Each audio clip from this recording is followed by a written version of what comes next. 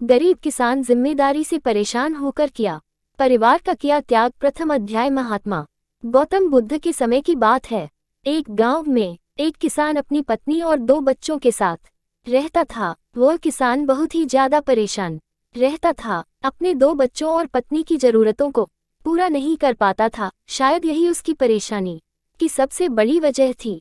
समय बीतता गया, उसकी परेशानियां परिवार की जरूरतों के साथ बढ़ती ही जा रही थी। वह दिमाग से और मन से बहुत अशांत रहने लगा था। कहीं न कहीं वह बहुत ज्यादा दुखी हो गया था अपने परिवार की जरूरतों को नहीं पूरा कर पाने की वजह से। एक दिन उसने यह फैसला लिया कि वह अपने घर को, अपने परिवार को, अपने बच्चों को छोड़कर कहीं दूर चला जाएगा। अंततः वह मनहूस दिन और काली रात आ गई जिस दिन वह अपने परिवार को, अपने बच्चों को, अपनी पत्नी को छोड़कर घर से कहीं दूर चला गया। किसान और गौतम बुद्ध का मिलाप। द्वितीय अध्याय। वह किसान चलता ही गया, चलता ही गया। रात से सुबह हो गई, सुबह से फिर दोपहर, दोपहर से शाम, शाम से फिर रात, फिर सुबह हो गई। उस किसान की मन की पीड़ा इतनी ज्यादा थी कि उसके पैरों के छाले और पैरों से बह रहे खून के आगे फीके पड़ गए थे। ना भूख की चिंता, ना प्यास की चाह, बस चलता ही गया, चलता ही गया। आखिरकार जंगल में चलते चलते उसका शरीर इतना ज्यादा थक गया कि वही एक नदी के किनारे जाकर वह गिर पड़ा। कुछ घंटों बाद उस किसान को होश आया। वह बेचारा इतना ज्यादा प्यासा था कि तुरंत वह नदी के पास गया। जैसे ही वह पानी पीने के लिए हाथ पानी में डाला, उसे सामने नदी के उस पार कुछ लोगों का झुंड दिखाई दिया।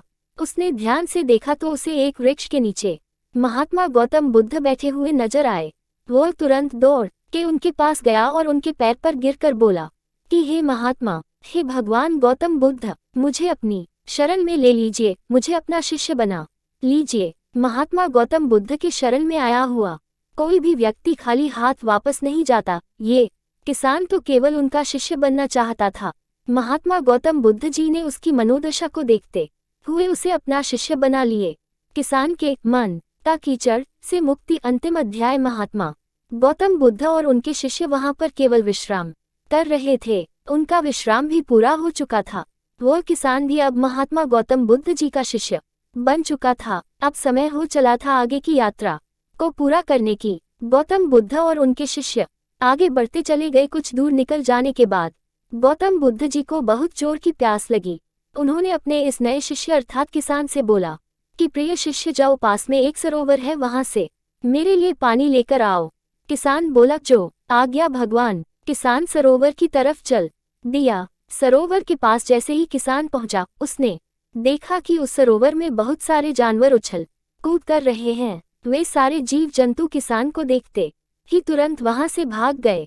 किसान बहुत ही खुश हुआ और उस सरोवर की तरफ चल दिया पानी लेने के लिए। परंतु जैसे ही किसान सरोवर के पानी के तरफ हाथ बढ़ाया, उसने देखा कि पानी बहुत ही ज्यादा गंदा था। किसान निराश होकर वापस गौतम बुद्ध जी के पास आ गया। गौतम बुद्ध जी ने उससे पूछा, पानी कहाँ है? किसान ने दुखी भरे शब्दों के साथ कहा कि भगवान, मैं जैसे ही उस सरोवर के पास पहुंचा तो मैंने देखा कि उस सरोवर में काफी सारे जीव जंतु उछल कूद कर रहे थे और उनके उछल कूद करने की वजह से उस सरोवर के जमीन के तल में बैठी हुई सारी गंदगी, सड़े हुए पत्ते उस पानी में घुल मिलकर एक कीचड़ का रूप ले लिए थे।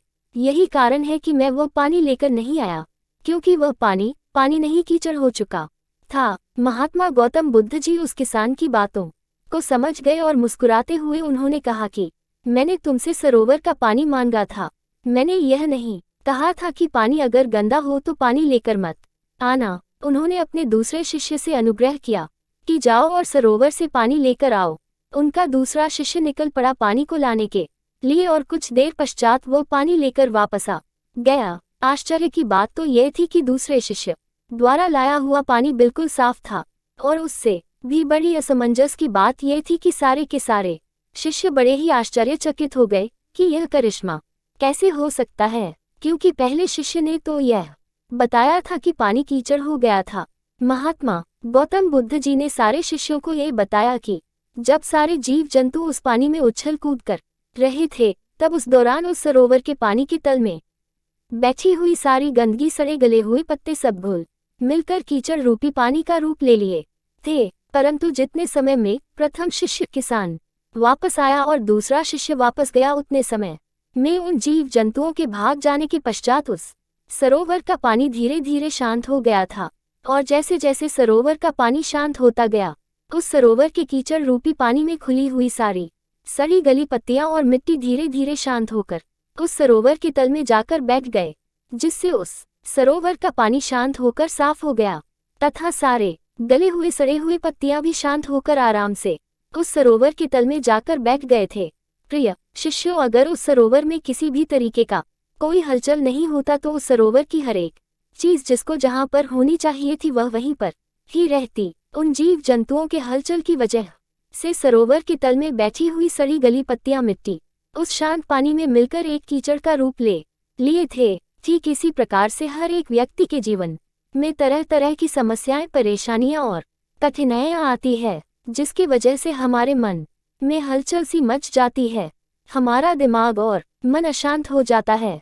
तत्पश्चात हम कोई गलत निर्णय अर्थात फैसला ले लेते हैं। परंतु अगर हम थोड़ा समय देकर उन कठिनाइयों, परेशानियों और समस्याओं के बारे में समझने की कोशिश करें तो मन की हलचल उस सरोवर की पानी की तरह शांत हो जाएगी, जिससे हम अपने जीवन में सही निर्णय का चुनाव करते हुए उसका समाधान निकाल लेंगे। किसान को महात्मा गौतम बुद्ध जी की सारी बातें बिल्कुल साफ साफ समझ में आ गई। उसे यह भी समझ में आ गया कि उसके परिवार में आई हुई सारी परेशानियां, दिक्कतें और जिम्मेदारियां भी इसी सरोवर की सड़ी गली हुई पत्तियों और मिट्टी रूपी कीचड़ की तरह ही हैं। बस जरूरत है थोड़ा समय निकालकर मन को शांत करते हुए उन परेशानियों, दिक्कतों के बारे में समझने और उसका समाधान निकालने की। मन का कीचड़ कहानी से हमने क्या सीखा? दोस्तों, समय के साथ साथ हर एक इंसान की जरूरतें बढ़ती ही जाती है।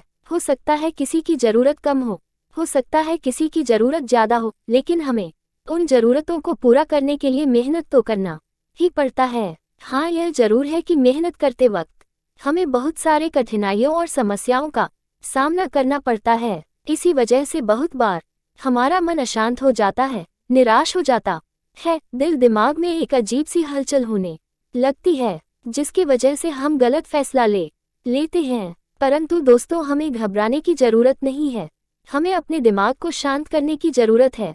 थोड़ा समय देकर इसके बारे में सोचने की जरूरत है। इसका समाधान कुछ न कुछ जरूर निकल आएगा। दिमाग को शांत रखें, कोशिश करते रहें, मेहनत करते रहें। समय लगेगा लेकिन सफलता जरूर मिलेगी, क्योंकि सब्र का फल मीठा होता है। धन्यवाद।